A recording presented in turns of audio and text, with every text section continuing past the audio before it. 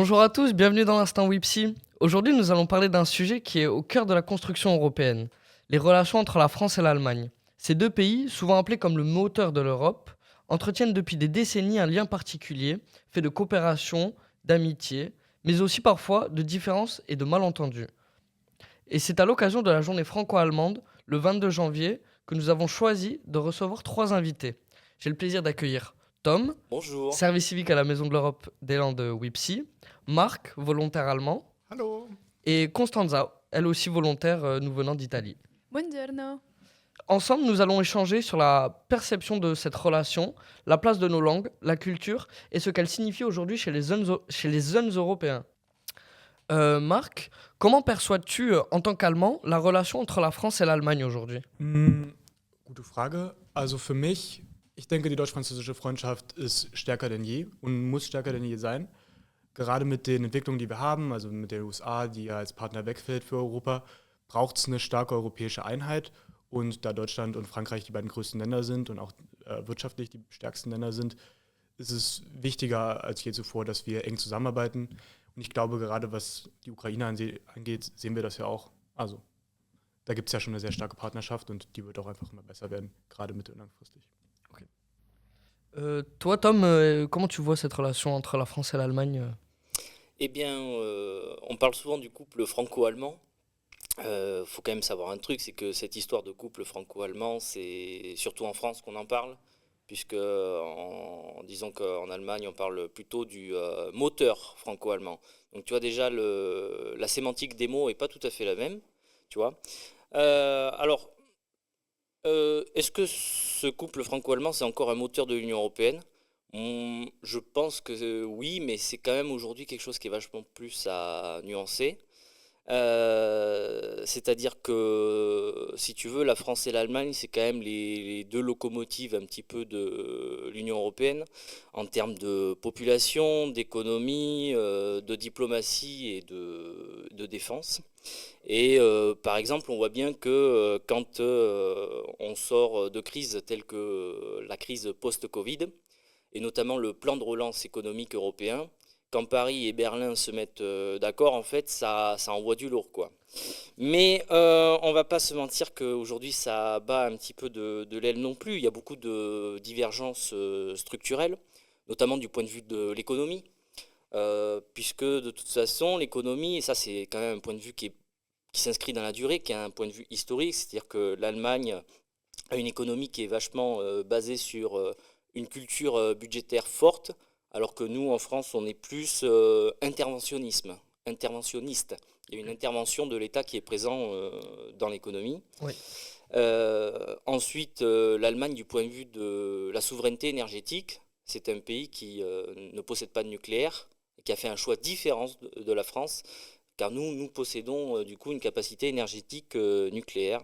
Et enfin, je pense que du point de vue de la défense, l'Allemagne est beaucoup plus, si tu veux, dans un concept de coopération avec l'OTAN, donc a plus une vision atlantiste, là où la France va plutôt avoir une vision souverainiste de l'Union européenne, ok, avec une autonomie stratégique. Et après, il y a des différences qui sont plus internes au pays même. C'est-à-dire qu'aujourd'hui, ce qui peut ralentir le couple franco-allemand ou le moteur franco-allemand, ça va être par exemple qu'en Allemagne, il y a des problèmes au niveau de l'explosion des coalitions politiques, tu vois. Ça peut ralentir la chose, tu vois. Et en France, nous, on va avoir des problèmes de tension sociale. Oui, c'est Voilà. vrai. Plus que... Et d'une manière plus globale, depuis le traité de Rome, l'Union européenne s'est considérablement agrandie. Donc aujourd'hui, on parle d'une Europe qui est plurielle.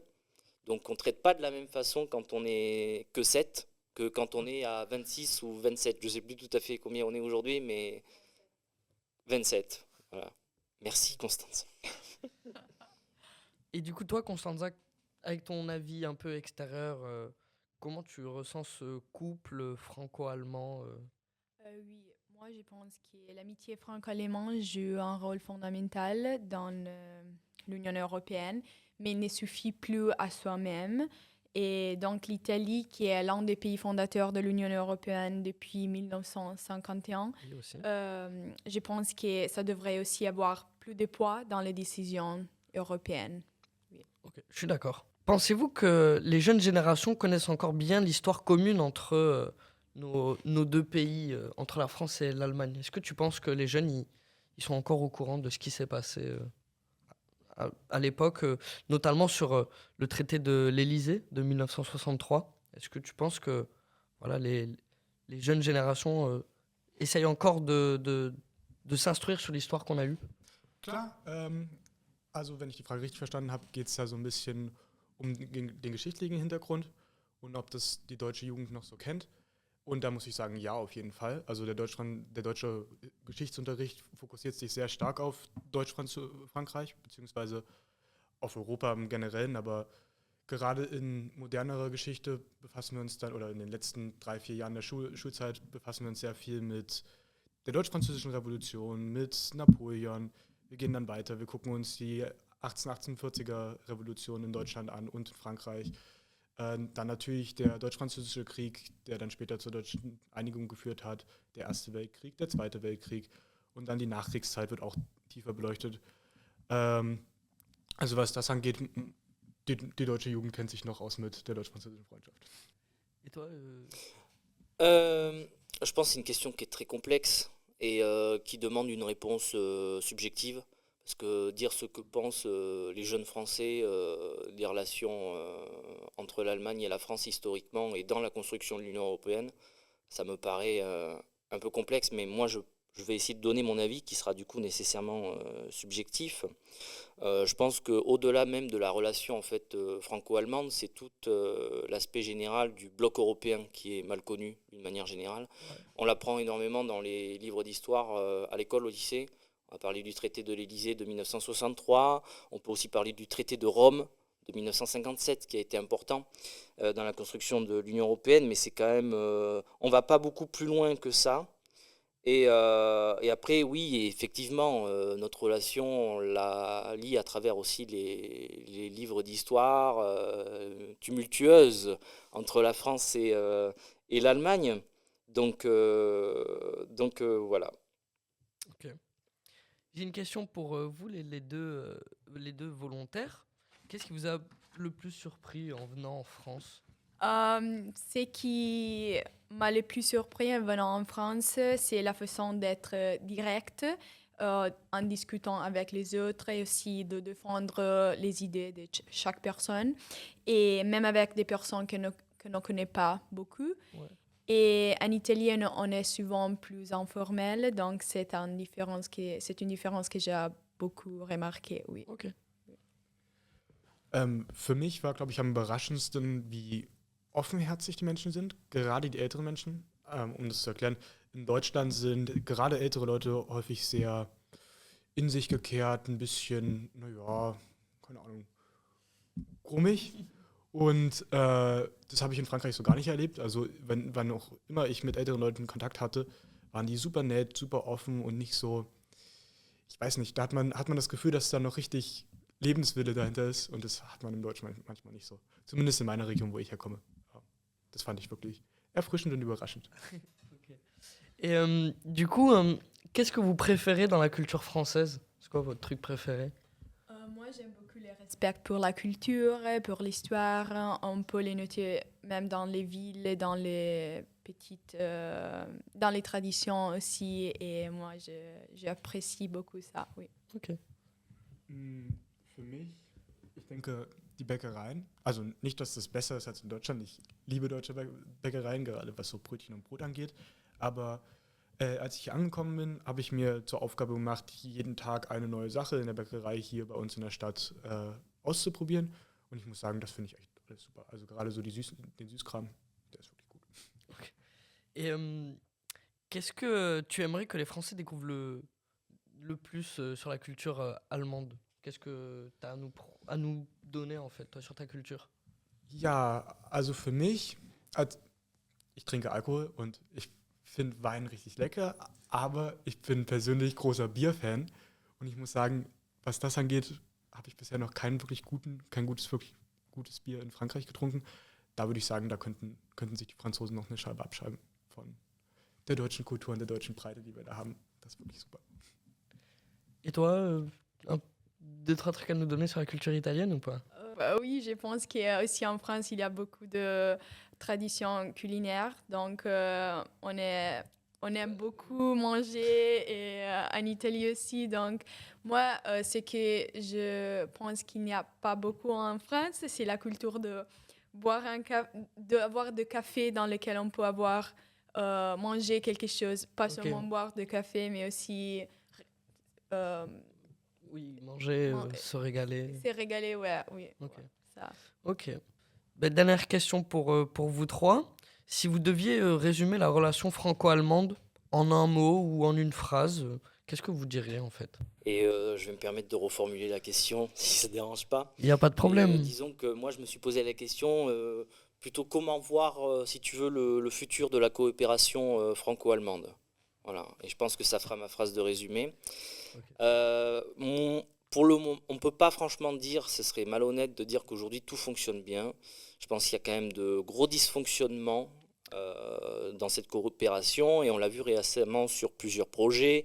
Par exemple, le projet du Mercosur, Ouais. puisque l'Allemagne étant un pays de grande industrie, c'est un pays qui produit énormément de voitures et donc effectivement les pays du Sud, Amérique latine donc, eux ils ont vraiment besoin de ça et en échange il est écrit dans ce traité qu'effectivement on importerait des biens alimentaires. Oui, Sauf qu'évidemment, déjà que l'agriculture française va très mal, on pense à eux. nous, ça ne nous arrangerait pas.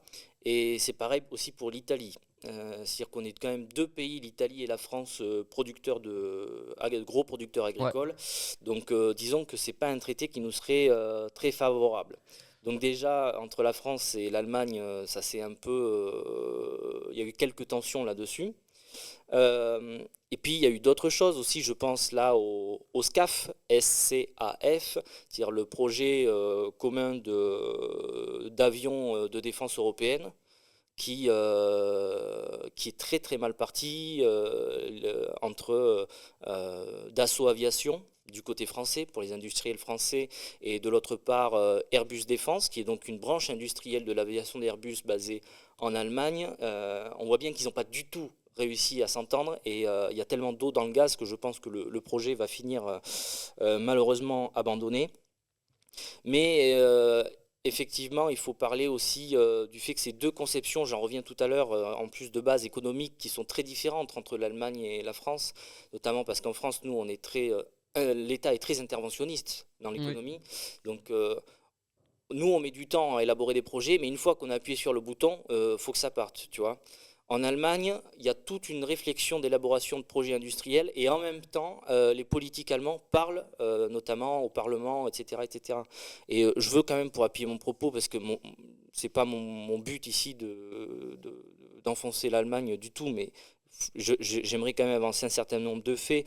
Par exemple, en dehors même de toute coopération, pour avancer ce que je dis, j'aimerais parler aussi des frégates F-126 qui sont actuellement en conception, enfin en tentative de conception en Allemagne, Mhm. où effectivement on voit que les interférences entre le politique allemand et la conception du projet industriel, elle est très très compliquée puisqu'à chaque fois que le politique change d'idée, la conception industrielle doit changer avec Ouais, elle bien sûr. et du coup ça crée toutes sortes de problèmes à l'avancement des projets. Et, euh, et puis il y a tout simplement aussi une restructuration des alliances. Ça s'est fait au niveau mondial, ça se fait aussi au niveau européen. Il ne faut pas croire, comme j'ai dit maintenant, l'Europe c'est une Europe plurielle. Et donc l'Allemagne s'est beaucoup basée aussi, et quand elle veut faire valoir quelque chose au niveau de l'Union européenne, elle s'appuie notamment sur les pays du Nord. Ok. Ok. Et pareil, du côté français, il y a une restructuration autour des pays latins. Ça fait maintenant quand même une dizaine d'années que la France rentre beaucoup plus en coopération avec l'Espagne, le Portugal Oui. et l'Italie que ça l'était il y a encore 20, 30 ans, etc. Donc voilà, il y a de nouvelles coalitions au sein de l'Union européenne qui sont nouvelles et donc c'est des visions différentes. Le défaut de la France, j'ai parlé du défaut de l'Allemagne, il faut quand même parler du défaut de la Bien France quand sûr, faut même, parce que contrebalancer. non, mais je veux contrebalancer, je veux pas, voilà. Mais la France a un gros défaut, on est complètement isolé sur le plan diplomatique. Ouais. Par exemple, du point de vue de notre vision sur l'autonomie stratégique de défense européenne, on est tout seul quoi un petit peu sur le truc et on n'arrive pas à avancer des arguments pour que voilà les autres pays de l'Union européenne nous suivent. Donc tu vois, nous on est aussi isolés de notre côté et ça je crois que c'est un problème assez important au niveau de la France. Ouais, On a du mal à mener notre diplomatie comme il faut au sein de l'Union européenne. c'est vrai. Merci pour ton retour. Entre vous deux, qu'est-ce que vous pouvez, un mot, une phrase ou juste pour histoire de résumer cette amitié? Ja, also es ist ein veraltetes Konzept und Tom würde mir da bestimmt jetzt nicht zustimmen, aber ich würde nach wie vor von deutsch-französischem Motor reden. Also dass die deutsch-französische Freundschaft, so wie es steht und so wie die Partnerschaft steht, das Zentrum bzw. die Grundlage für einen europäischen wirtschaftlichen Aufschwung ist, beziehungsweise für den europäischen Wohlstand, den wir haben. Und klar gibt es da ganz viele Probleme und klar haben wir immer wieder Diskussionen in Europa und Deutschland und Frankreich sind sich bei ganz vielen Themen nicht einig. Ich glaube trotzdem, dass wenn es diese Partnerschaft nicht gäbe und wenn es diese Freundschaft nicht gäbe, Europa, wie es jetzt gerade existiert, auseinanderfliegen würde. Deswegen, ja, Okay. deutsch-französischer Motor. Ok. Moi, comme personne et vision externe, Oui. je pense qu'entre l'Allemagne et la France, il y a un lien très fort et durable. Et malgré les difficultés que Tom a juste mentionnées, cet lien va continuer dans le temps. Ouais. Ok. Eh ben, merci à vous. Merci beaucoup, Constanza, Marc et Tom, d'être venus pour échanger. C'était très, très enrichissant, pardon. Mais du coup, on voit bien que la relation franco-allemande, ce n'est pas seulement que de la politique, c'est aussi de la curiosité, de la culture et beaucoup de rencontres humaines, en fait. Merci à vous qui nous écoutez. N'hésitez pas à partager cet épisode et à nous suivre pour d'autres discussions sur l'Europe et des échanges culturels. À la prochaine! Au revoir. Au revoir, Ciao, merci. ciao.